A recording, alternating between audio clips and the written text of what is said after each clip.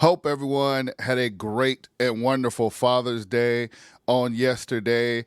But today, here on the Bryant Land Show, my guest is Trey Fails from the Dreaded Outdoors. This young angler and hunter is making his mark in the outdoors, and he stops by to talk to me here on the Bryant Land Show.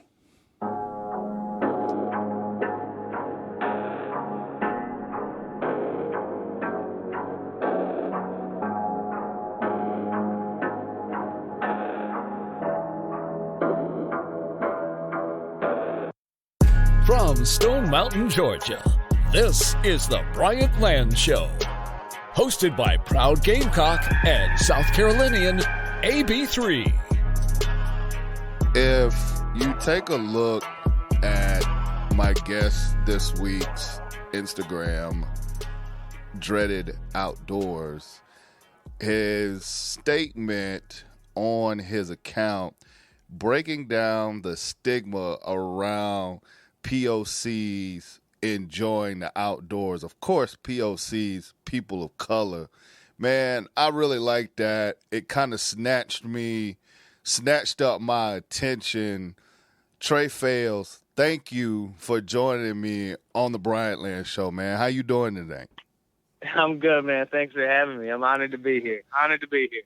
Well, I appreciate that. And, we were going back and forth via text and then just chatting a little bit before we got started.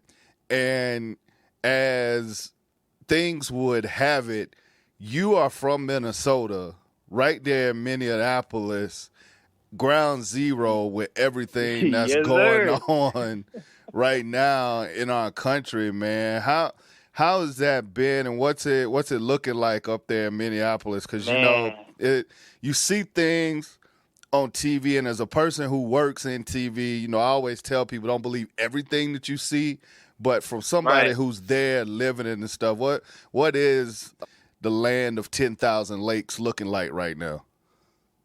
Man, it ain't the land of 10,000 lakes right now. It's not what it is on the postcards. I can tell you that. It's pretty wild, actually. Like it shocked a lot of people around here. Like, you can't go get gas at your regular places. You can't go get groceries. A lot of those places were boarded up for a week or so. I mean, they're working back into it now, but yeah, it was for those first 2 weeks. It kind of resembled Iraq downtown on Lake Street there. Like, it was pretty brutal. It was pretty brutal. Man, and for we were talking earlier and stuff, and one of the things that I like, when talking to different hunters and different people, we all come from different career backgrounds, mine being sports television, some, other folks that come from a trade or own their own company, stuff like that. You work with the quote unquote at-risk youth in prevention before things get, too far down the line to kind of steer them back on track, right? Exactly. Yeah. Like, I mean, so technical term is a diversion case manager, right? But I mean, short term, basically keeping kids out the system, just like you said. I mean, first time nonviolent offense, rather than having them go to court, getting some sort of offense on their record, indefinitely, they get sent to me rather than the traditional route. And then we'll sit down, have a conversation about what happened, what's going on in life, basically everything. And then from there, we'll come up with something for them to do, whether that's, community service, what have it, therapy sessions. There's different programming for behavior, different mentorship programs. There's a bunch. I can't even think of them all right now, but yeah, man, it's a great program, and I'm glad to be a part of it. It's making a change. I believe that 100%.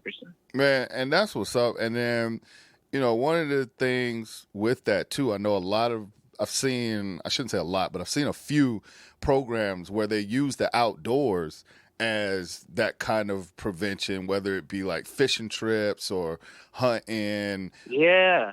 skeet shooting, things like that. Are you aware or a part of any programs like that up in Minnesota? Yeah, so when I was literally, I think the month I got hired into this job, I immediately asked that question, like, is there any outdoor programs that we could send these kids to, because those are going to get all my referrals, 100% right there. But they said no, it just got canceled. We used to have one that they would take them horseback riding, skeet shooting, canoeing, fishing, all that stuff. But it got canceled because the interest was very low, I guess. But that's one thing that's on my radar that I kind of want to do with this dreaded outdoors, with my career.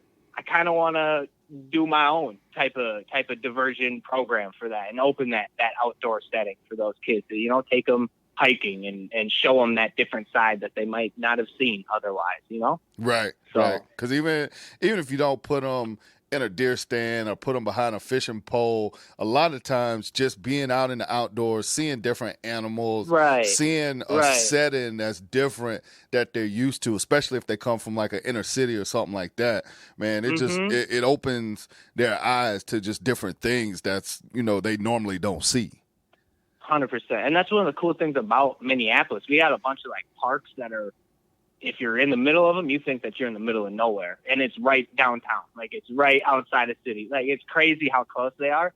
So that is it's just an opportunity that I just don't think that a lot of people are aware of. So, well, and it's funny that you say that, like, in stuff in the city, because, you know, the times that I've been to Minneapolis, it was always butt-ass cold. I mean, there was not a time that I was in the Twin Cities, Minneapolis, St. Paul, where it was like, okay, hey, let's hang out outside. Even when I was there for baseball for work, it was still cold and rainy. But getting back to that, you know, being within city limits and then it having like the feeling of being nowhere, I was checking out one of your videos, and something that caught my eye that I want you to talk about a little bit. You started shooting a series called Within the Limits series, which is basically about the deer hunting program inside city limits. And then you filmed yourself deer hunting inside city limits. And I thought it was really interesting where it was like you had to kill a doe before you could shoot a buck. Just talk a little bit about that program and, you know, like how that works, you know, being able to shoot deer in the inner city, because we have something like that here in Metro Atlanta, but I want to know a little bit more about what you got going on up there. Yeah. So it's probably similar to what y'all got going on down there, but it's run through the park and recs, and they take a survey of people that are living around the different parks inside of the city, basically, that have heavy deer herds, and they come and they do a lot of damage on their flowers and everything else that people pay a lot of money to plant. And they go to the park and rec board and they're like, do you guys need to take care of the deer?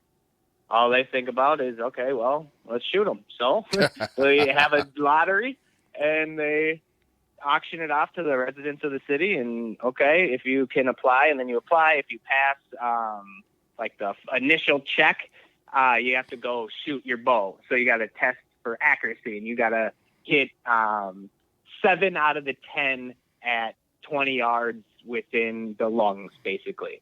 And it's basically it's too simple. It's too simple to get your accuracy test. It was easy. I was kind of nervous about it. I didn't know they were going to have me at 45 yards quartering away. I got to hit a perfect heart shot. I don't know about all that, but I can hit lungs at 20. You know what I mean? So right. I was confident at that, and then I got drawn, and I got to pick my park, and I picked one of the parks that was close to the highway that I saw a lot of deer get hit by. So I picked that one and got in a tree in that morning, and it was I think right at daylight. I had a man and his dog come running through the woods right underneath my tree. And I kid you not, 30 seconds later, I had that little buck came by right there in that video. I think I show it, but I was recording on my phone. But it was literally right afterwards. The deer didn't care about people, and there was people walking around all day, and I had deer around me all day long. They didn't seem to care. It was just weird. But yeah, it was an buck. So you had to shoot a doe before you could shoot a buck. And the first deer, of course, I see in the day is a buck. I mean, why not? Why not have that happen? Of course, the old Murphy's Law. If it can, it will. Right. Like, yeah, it can't be perfect. No, I have that. Yeah. So I'm sitting there and I look over and catch a little glimpse, and then I see another giant, and then that just probably the biggest buck I've ever seen hunting in my life. It was, and that's 20 crazy, yards behind someone's house. That is bananas, because I was watching that video and you see like that huge buck come out, and I was like, man, this guy's pretty together for a buck that size. I don't know if it's the fact that you knew you couldn't shoot it yet or what, but it was like, even watching the video, I'm like, holy like, look at that. Like, that buck is huge. So I think that's all shock right there. I had never seen, I didn't think it was real. I don't think I was reacting just because no way. No, there's no way that's right there. Like, there's no way that an easy 150 plus buck just walked in front of me in this park. There's just no way that just happened. So I'm just going to count that as I'm imagining things, and okay, we'll go see this doe here in a little bit. But man, yeah. And it was, like you said, easily 150 as far as like the score, and then the body, I mean, just big, muscular, mature looking, just a beefcake. Yeah. Man. Right. Yeah. So yeah, he was a stud. He was easily 5-6 years old. Like, and I talked to some people you could see their house right in the video. I talked to them just to see if I could park in their yard and walk down. And they let me, but they said that they've never seen anything but does their whole life, and they've been there for 15 years. And I was like, do you guys just not watch, or do you not look out the back? I don't know how. Like, he was standing there. I guarantee you, they don't look at it like we do, because even before I started deer hunting, like growing up, I would see deer, and you see deer hopping across the road or whatever the case is. Right. I don't think I ever saw a buck until I started paying attention and started hunting. Yeah, no, I hear that. So I hear that. Just going through everyday life, unless he's standing in your front yard like the deer that was like in Bambi or whatever, just standing there clear as day. I think most people, if you're not a hunter or you're not looking for that, even though it seems silly to us, it's like, how can you miss that? For them, they're just like, that's just a deer that's eating my flowers or whatever. Yep, they don't even care. Doesn't even matter. And you shot the doe came through first, and you shot the doe first, right? And then the big buck came, because the big buck obviously was probably tailing that doe. Right, yeah. So she came at about, 25 yards, somewhere in there. And I shot her, pretty good shot, a little farther back than I'd like, but I mean, double lung. She went 30 yards and laid down. And then, he started to come towards me. That he started to and that's when my heart started kind of going pretty quick. That's when it kind of got real, after I lost sight of him, and then I saw him again through the bush. Yeah, okay. He is real. Okay. Now what do I do? So I grabbed another arrow and I got it knocked, but then I don't know if no way he smelled human. Like, nope, that's not it. Check that off the list. Right. So I don't know what he was doing, but he just continued on his path, just as if that doe didn't bed down and got shot in front of him. It was some of the weirdest deer activity I've ever seen. Like, they were still whitetails, but it was definitely not like public land hunting that I'm used to around here. Definitely not. Right. And it's probably, like you said, because, in a suburban, type area, they're just used to the humans. They do enough they do enough to avoid them, but it's not like, hunting in the woods or whatever, when a deer see a human, it's like, oh shit, humans, we gotta, book it out of here. Exactly. They have a different, they're used to them a little bit differently. Yep. So let me ask you this. So you shot that doe. If that buck would have came into range, could you have shoot him, or would you have had to had that doe tagged and registered like via like phone or something like that before you shot that doe? I mean, before you shot that buck? Yeah. So, I mean, and that was one of those rules that really wasn't covered that well in the pamphlet that I got. So I got another arrow ready. That I was going to shoot him, but because the registration, it was just send the park board a text saying they shot a doe at this time and blah, blah, blah. And there, it's done.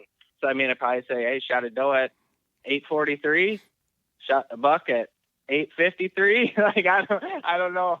Maybe. Right. Probably. I probably would have done it. I mean, I probably couldn't pass that buck up. That would have been, well, I mean, like I said, that was the biggest buck I've ever seen in my life. It still is to this day. So. And if you guys don't have like physical tags, like here in Georgia, we don't have physical tags. We have a game check, and you have the game check record, and you either do it, like on the board or whatever, where you're hunting at, or you call it in or whatever. I do it on my phone because where I hunt at, I still get a decent service, and right before you move them or whatever, field dress and move them, I just go into my app and just say, shot like a doe. It'll say like buck or doe, what county, and then it'll log it in the time. And then what it does is gives you like a number. And then like, say if you take in the deer to the processor, like I take my deer to a processor, they'll ask for that number, and that number is basically your tag. So that it's registered with the DNR, and then it's registered with whatever regulations that the processing plant has to follow. So your deer basically has an ID, that number, once you register it in. But like I said, we can do it right there on our app as long as you got service. And, where I hunt at here in Georgia, we can do that. And I know there's a couple other states that have gone that way. There obviously there's a few states that still have the physical tag. As a matter of fact, I want to say I did the same. I think I called in for my turkey. I think I called that in when I shot my turkey in Wisconsin. But yeah, it was real. Like it's a little bit more. I know here in Georgia, it's a little bit more modernized, especially for deer and turkey. Yeah, turkey. Yeah, it sounds like it. Y'all got an app and everything. We got paper. We got. I think we could call it in, but we still gotta have the physical paper tag on the animal. Oh wow, that's wild. That's wild. Yeah, that sounds a lot more efficient. Your guys' way though. Like what? Well, I'm gonna go on this app real quick. Yeah, for as much as people give Southerners grief about being backwards and stuff in certain ways, when it comes to hunting, at least we're a little, at least in that aspect, we're a little bit more forward. It's the same thing for turkey too. Like you go in to you shoot a gobbler, you go in, you enter your information, and it's called your harvest record on there, and then you're good to go. That goes to the DNR. So yeah, that's dope. That's dope. I like that. Yeah, it's actually pretty cool. Now, in your series. And unless I missed it, which is highly possible, I know you shot that doe, but then you shot another deer later that afternoon, right? I did. And that video, man, you know how messed up my phone is. You know this. I don't know where that video is. I got it all completed, and I saved it, and it just went into the dust. I have no idea where it went. It pulled the Mike Tyson and faded into Bolivian. It did. It's just out, just gone, man. It was so devastating too, because I've spent a lot of time editing it all on my phone, which is so stupid. I'm never going to do that again because you gotta. Oh, it was just bad. I was going to ask you. I got fat fingers. So you shot and edited on your phone the first video as well?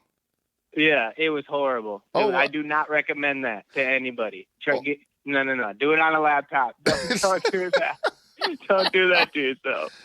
Well, I was going to say the first one, for what it was, being shot on the phone and stuff, it came out pretty good. How did you have it set up? Because I noticed in the video when you got ready to draw back, I saw the font that came across the screen that said self-filming issues. So what was your setup? How did you have that set up? So I had like a regular, like a camera arm for my big camera. Okay. But of course I forgot my big camera that morning. So I had my phone in like a selfie stick type mount. Okay. That screwed right into the camera arm, and I just wedged my phone in there and made it work, kind of. You had to go for what you know, man. That's all. Yeah, hey, I had to make it work. I wanted to film it really, really bad, so I had to do something. It's something about killing does in less than ideal situations. Back in December when I killed my doe, I tell the story about how like everything that went wrong that day, from getting slapped in the face with a limb to leaving my house without my hunting boots and actually climbing in a climbing stand and killing a doe in the equivalent of some freaking penny loafers. So, I mean, it's something about does and killing them in less than ideal situations. Oh, I would 100% agree with that. After you're all flustered and you don't know what's up and down, and all of a sudden, okay, I think I just killed a deer. What just happened? I love it. I love it. I mean, at the end of the day, you got it done. So it's like there's only so much, that you can complain about, Exactly. So then the work begins. Right. Packing it out and, field dressing and getting all that stuff together. But the second deer that you killed on that hunt, so take me through that. How did that go down? Yeah, so I called my dad, and he came down to the park, and he helped me drag that doe out, got her all taken care of. And, I mean, it was November 2nd that day. I was moving into my apartment, and it was my birthday on November 4th. Oh, wow. So I had 2 days to hunt at this park, and I was moving up to the cities from living down in Owatonna, which is like an hour south. Okay, so, gotcha. And that's where this park was. So I'm down there for these 2 days at the folks' house. My truck's packed up with all my clothes, just everything. So I got like my driver's seat to work with. And I go down and I get that doe out, and I'm like, you know what? I want to hunt tonight. I'm going to hunt this evening. Why not? Go back in there. Maybe that big buck will come back, and I'll just end this day gloriously. But come back and, okay, just get up in this tree, and I look around, and I'm, okay, I don't see anything. Then I look around again, and I see, of course, the white tail shake. I'm like, okay, really? It's happening again? Like that quick?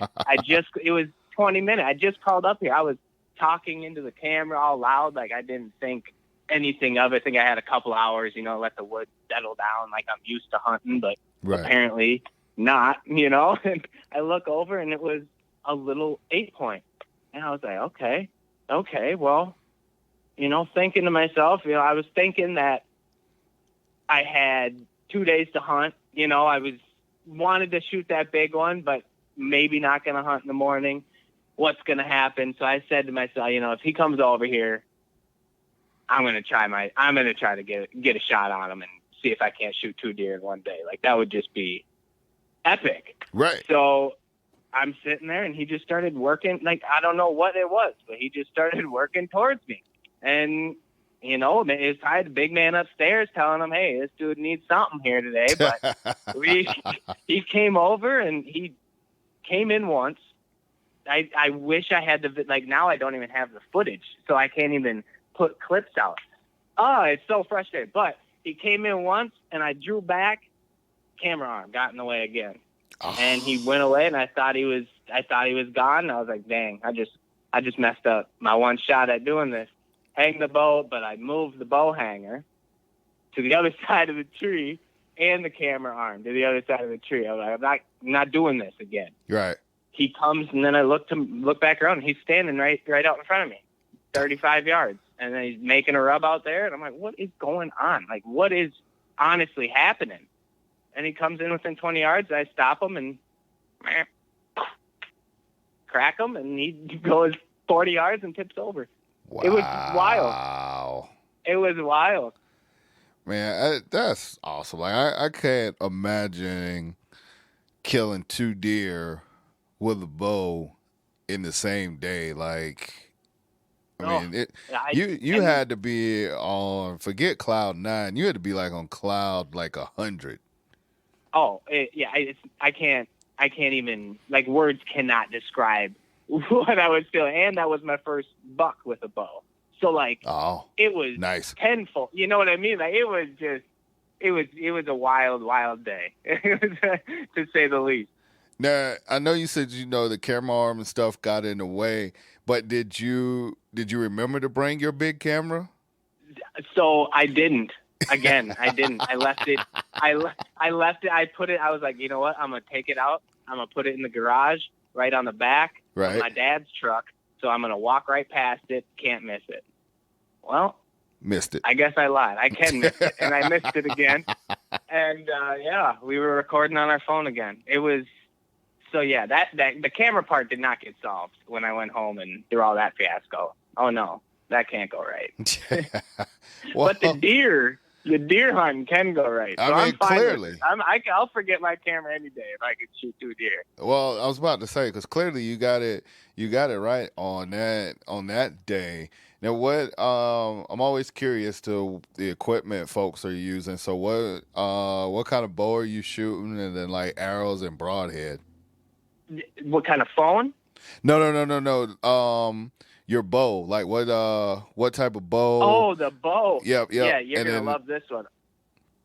My bow, I don't even know what brand it is. My bow is I had a really, really old one, really, really like a youth style, right? Okay. And I'm like, you know what? Nah, we gotta get upgraded. But in college, money was tight, Of but course. I wanted a bow. Hey, I'm gonna go on Amazon. So I looked on Amazon, and they had like a whole package for like $300 or something like that. I bought that thing, had Prime, got that thing next couple days, got it all tweaked, and I mean, hey, it'll kill them. I was about to say, you know what I mean? clearly it kills. So I mean, that's what I'm saying. And that's how I am with everything. Like fishing stuff. I got a couple really nice, like, rods, reels. I got a nice shotgun, I should say. But other than that, like, I'm not a brand guy. Like, if it works, look, it works. You know what I mean? Like, hey, if it fishes, it fishes. If it hunts, it hunts. Let's go. Load it up. So where did you get your arrows? Did you just go to, like, a local shop and get, like, just a set of arrows from your local pro shop? I just went to Cabela's, honestly. I just went to Cabela's, went in there, and then they had the archery shop in Cabela's. So I got them trimmed down and got them all set to my draw and called her good, honestly. Did you get any particular type of broadhead, or did you just go with the generic, like Allen broadheads, or what did you? I like I like Muzzies, the fixed blade Muzzy. Yep. Or what are they, like the Rocky Mountain? Yeah, Rocky Mountain or something like that. That 4-blade. Yep, I've seen those. That's what I shot. That's what I shot those 2 in the park with. Those are wild. I love those. I went from Muzzy to those. I was just trying them, and yeah, those things do some damage. I'm talking. Hey. So now, when you said you got your bow in college, had you bow hunted or done like any kind of bow shooting before you bought that bow? Like what intrigued you to say, hey, I'm going to buy a bow? I mean, it was kind of like that. I had when I was like younger, but then playing sports and everything, I just never had the time to bow hunt in high school and in college. Baseball in college was year round, basically. Sure. I just never. What position did you play? I was outfield and pitch. Okay. So, just kind of, did a little bit of everything, but then towards the end, just kind of mostly outfield. Nice. The old wing took a dump on old boy here, but. Well, yeah. Once you start that pitching, I mean, that's not a natural motion for an arm. Oh, yeah. So it definitely, and I mean, hell, after being a pitcher, you're very fortunate to be able to still be able to draw back a bow and not have to use like a crossbow or something like that. So I'm saying, I learned how to use my back when I draw quite a bit. That helped me with my getting that off the shoulder, because it was definitely an issue at first. But yeah, save your shoulder. Yeah, I played outfield in high school. Okay. I kind of wish I would have stuck with. I played like my first 2 years of high school, and then I kind of got girl crazy and wanted to go to parties and all this other stuff. And, hey, I hear that. and dress halfway decent. So I had to, earn my own money. So I quit baseball and started working. I kind of wish I would have stuck with it just to see what would have happened or where I would have, where I would have ended up. But nah, I don't know what it is. It's about, baseball guys. We're drawn to like the bows and stuff. I don't know, I don't know if it's because there's a lot of the theory and not necessarily mechanics, but a lot of the theory of like hitting is just like a lot of theory and shooting a bow or what it is. But bow hunting seems to draw like a lot of us former baseballers at different levels. So yeah, no, I hear that. I see that a lot too on like different social media things. There's a bunch of like even pro guys that have groups that are bow hunters and do all that stuff. So I mean, yeah, I think maybe there is something with us baseball guys. We got a little bit of that hunt in us, Definitely. So let's pivot a little bit. I was doing some stuff, doing some reading and stuff about you, and I saw where you did like a lot of fishing, like with your pops. Did he was the one that kind of introduced you into fishing, hunting, and everything, or how did that work out? Oh yeah, Dad. The first memories I got of fishing is with him taking us down to the side of the lake and tossing a bobber in. So it's like he started me on it. I mean, I branched out from what we started on and what he's even used to now. I mean, but. Yeah, he started me with fishing, 100%. Hunting, he was there, 100%, but my mom was like, it was her side of the family. So It was kind of at her dad's farm is where I started hunting in River Falls, Wisconsin. Okay, so, yeah. When my dad would hunt, like he hunted with her family as long as they've been together, and he loves it just as much, like he's a nut about deer hunting, but I don't know what it is. It gets him fired up. He loves just chasing them through the woods and stuff. It's funny watching him get all fired up. But yeah, no. So we all kind of started as like a group, but like ever since then, Grandpa sold the farm and we moved to public land around, our home in Owatonna and now in the cities where I went to college. And I just kind of started to take it serious. I don't know what it was. Mm-hmm. That made me kind of start to take fishing and hunting a little bit more serious, other than going over to the lake and plopping in a bobber and a worm or sitting out in the woods with a shotgun. I don't know what switched, but maybe it was, watching hunting shows, fishing shows, wanting to do tournaments one day, but I don't know. Yeah. But now I'm a diehard for both. Well, and you, like, just looking at your Instagram and stuff, you've caught some impressive, bass and caught some impressive fish. Are you I appreciate that. Yeah, I mean, like you just, at Dreaded Outdoors on Instagram. I mean, if you take a look at your, at your profile there, like I say, you got like some impressive fish and whatnot on there. Are you starting to fish competitively or making the transition to fishing competitively? Like, what does that look like?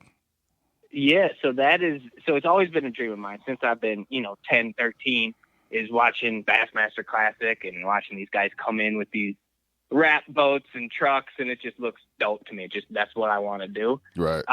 So now this year, yeah, man, we found a little tiny boat series. My buddy that I met at college and we found this. I don't know. It's you can't have more than 50 horsepower, and your boat can't be more than 16 foot long or something like that. 1611, I think it is. Okay.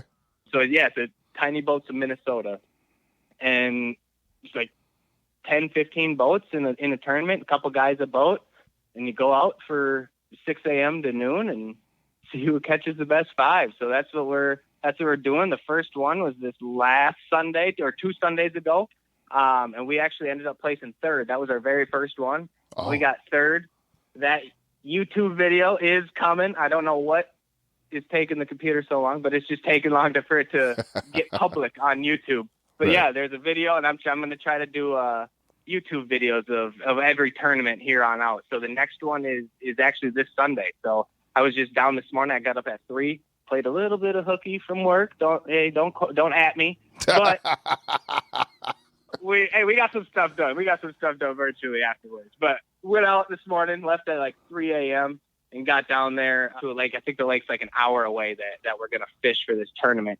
And went and pre-fished it a little bit and found a couple good ones and found some spots where I think they're hanging out and we could possibly make a run at it again. So we're going to go down there and get the bait set and give her a shot, so. Now, when you say the best 5, is that what they take? You put up your best 5 weight, like your top heaviest fish, and then what do they average them out? Like how do they score that?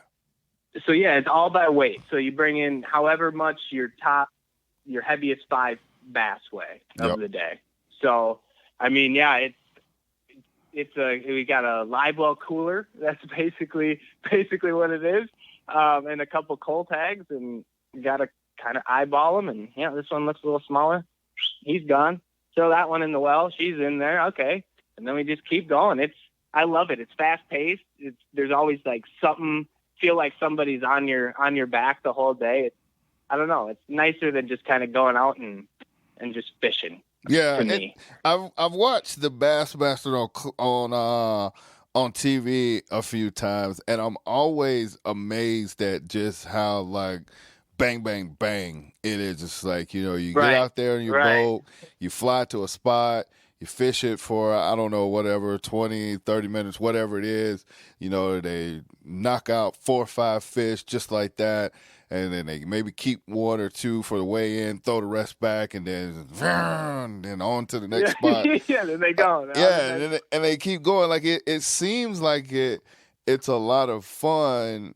And then like I'll go out to the lake and throw a topwater frog out there, and other than me just reeling them back in every few minutes, that's like the most action that I see. So what? No, I hear you. What would be your advice to someone who's starting out, like topwater fishing for bass or just bass fishing?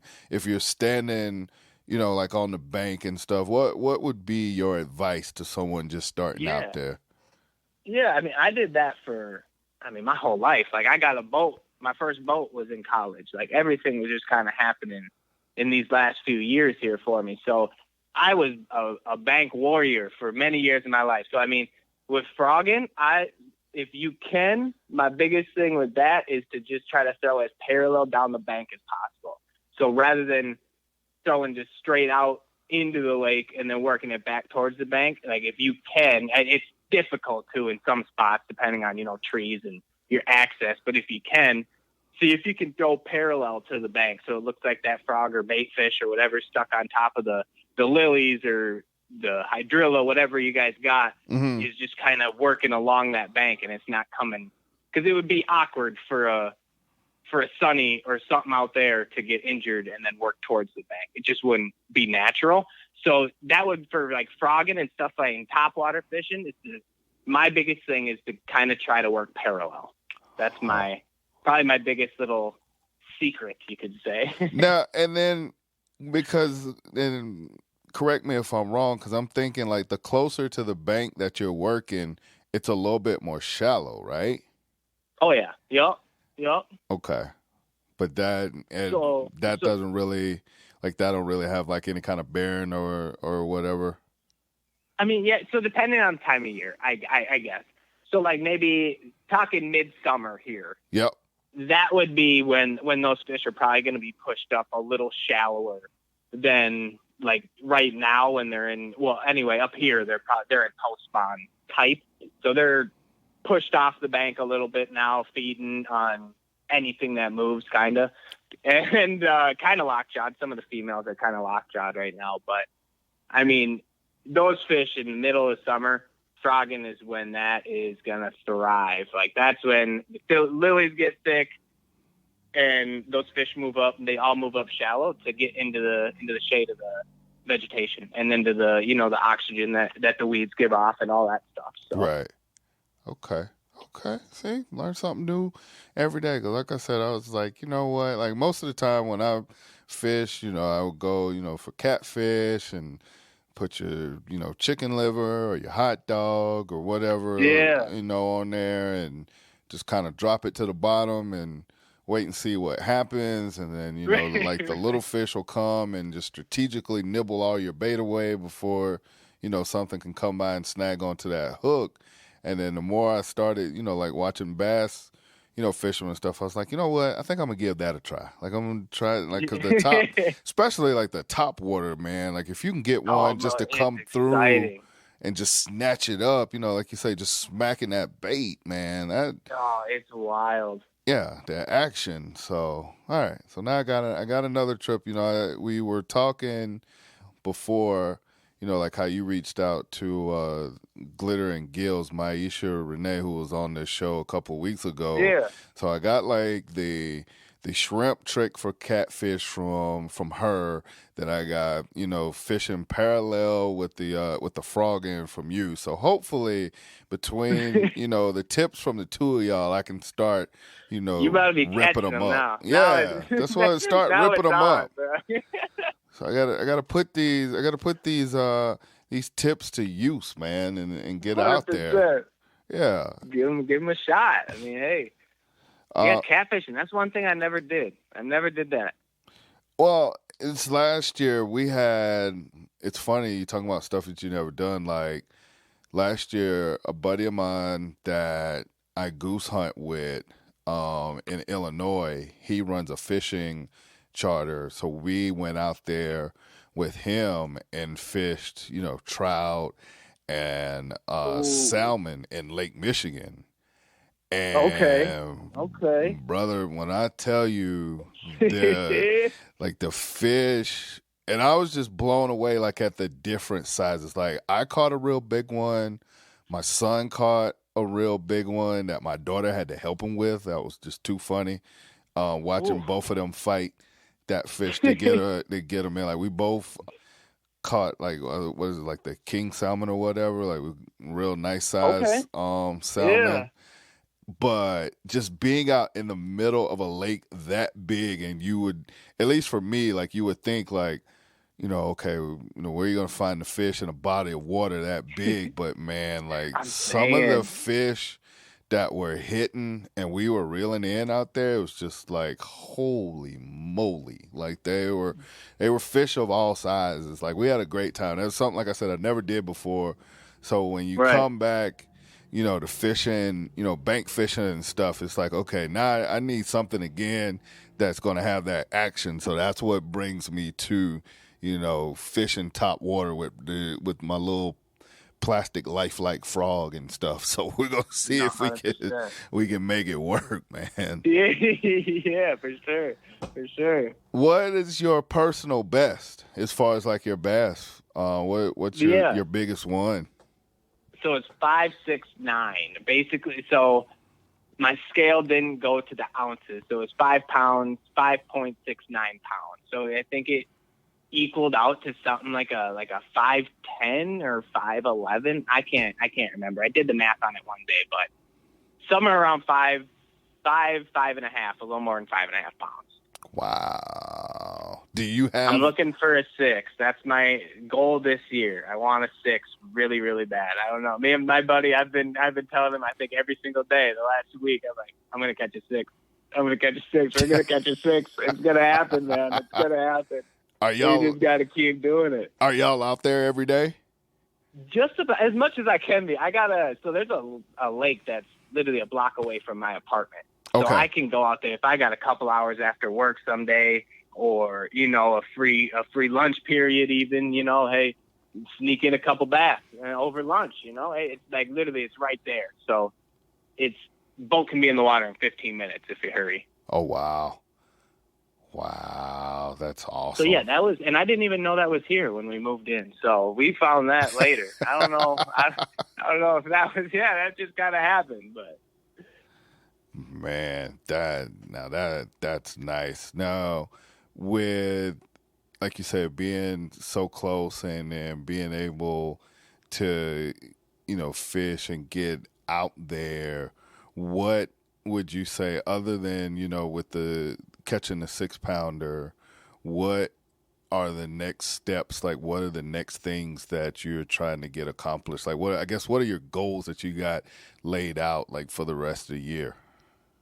I hear it. Yeah. So, I mean, rest of this year, I wanna do really well in this tournament trial. Like I wanna make a name for myself and my buddy. Like we're first year in. Like let's not just show up and get blown out. Like let's do something with it. And Right. See if we can, win it the whole thing in points, and then take that because if you win in points, you can move on, and there's different stages. Like it's just a whole mess at the end, But we're just trying to. I want to do this and take that to the fullest, and then, down the road, eventually move into those bigger bass tournaments, and hopefully, perfect world would be making a living out of it, joining the Elite Series and all that stuff. But all that comes with a new boat. I can't do any big more tournaments until that happens. But that'll come.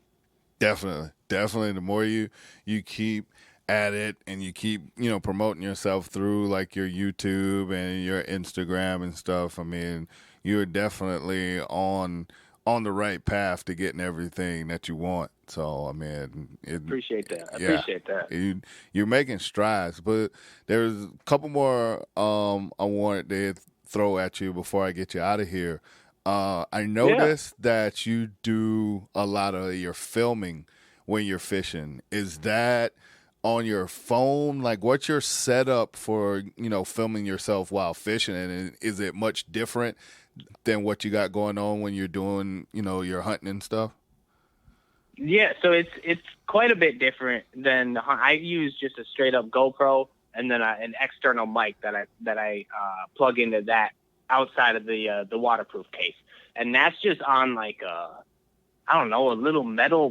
piece of metal that I found laying around that I drilled into the side of my boat and made it kind of work that I could stick a GoPro mount on the side of it on one side and then the microphone mount on the other. And it works. So, hey, we're just at the end of the day, that's all that matters as long as it works. I'm saying, got a portable charger and plug her in, then just all I got to worry about is changing memory cards. We're set. Nice. They definitely keep it simple when, you're on the go and stuff, make it a lot easier. That's always been my struggle with self-filming. It's just like, what's the lightest, easiest way to do it, but not sacrifice the quality. So we're gonna see. I've gotten more into climbing stands late last year, and so I'm definitely going to be doing that a lot this season when deer season comes back. As far as fishing right now, I just want to concentrate on getting out there and catching some fish, and then maybe I'll worry about trying to catch some fish on camera. Slap that GoPro on the chest and get him out. I saw that in one of your videos. It's like, okay, it's like you got the chest mount from GoPro or whatever, and then I was looking at some of your video with that. I was like, man, that does come, like that came out pretty well, like a lot better than what I expected for like the chest mount. So I've never really played with the chest mount. So it's like, especially for fishing, like that's a pretty good look. So. Yeah, no, they're pretty nice. I switched up the putting the camera like not on me just because when I'm musky fishing or like pitching and I jack those hook sets, like it's just right in the way. It's just right where my reel goes. I don't know. That's just how like where my body goes when I set the hook. So it just would always smack right in the camera, and it would be a loud bang on there, and it just would mess up the angle, and it'd be pointed at the sky the rest of the video because I wouldn't realize it. Right. And it's just, so then you're just looking at the bottom of my face looking up, and it's just not a good look for me. So Yeah, we just moved it, so I'm not going to hit it anymore with my aggressive hook set. There you go. There you go. Well, Yeah. Trey, like I said, I appreciate you taking the time, man, and coming through on the show. Let folks know your YouTube, your Instagram, all the stuff where they can find the Dreaded Outdoors. Yeah, man. Hey, I appreciate you having me. This is great. I'm honored to be here. Everything, Instagram, YouTube, Facebook, everything's just at the Dreaded Outdoors. You look it up, it'll probably come up. All one word.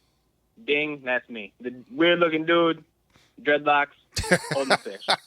That's me. Weird-looking dude. That is hilarious. Man, Trey, we will talk soon. Thank you. Like I said, thank you again for coming through, and good luck with the tournaments this summer, man. I appreciate it. Bryant Land.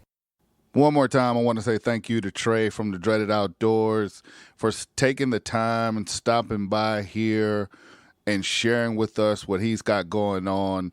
Looking forward to continue to following this young man in his endeavors.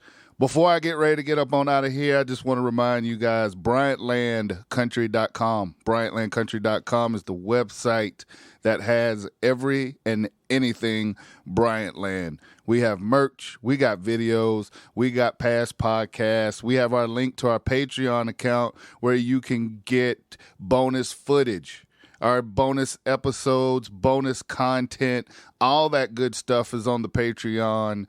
But make sure you check out BryantLandCountry.com. Thank you again for your continued support of Bryant Land. Thank you for supporting the Bryant Land Show podcast. And I'm going to get out of here and see you guys next week on another episode of the Bryant Land Show.